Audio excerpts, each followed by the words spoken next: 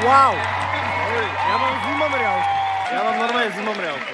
Ja, čo sa do tancu vôbec nevidím. Toto som ja po tom, čo som videl na životanec Gabriely Marcinkovej, Jaroslava Ihringa a Tomáša Maštaly. A ešte predtým, ako začneš prevracať očami, ja ti to vysvetlím, prečo som sa tak opustil. Ja nemám žiadny vzťah k tancu, ani som nikdy netancoval, ale milujem, keď vo mne niekto alebo niečo vyvolá tú chuť to zmeniť a vyskúšať to a ísť sa to naučiť. Po tomto som bol, že fuck yeah, ja chcem ísť tancovať. Normálne mi to predali, tá hudba, tá choreografia, emócie, proste neskutočné, ja som bol hotový z toho. Normálne, keby to bol kurz, tak ja si to proste kúpim. No však sa pozrite na to, nepovedzte, že to nevyzerá dobre proste. Hlava, otočka.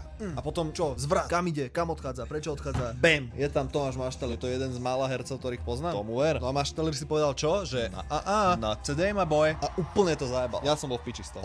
Otočka, prehodiť, vyhodiť, nahodiť. No a ten koniec to je neskutočné proste. Ušla, Ihring ju chytil. Tanečky. On si ju zobral naspäť. Otočky.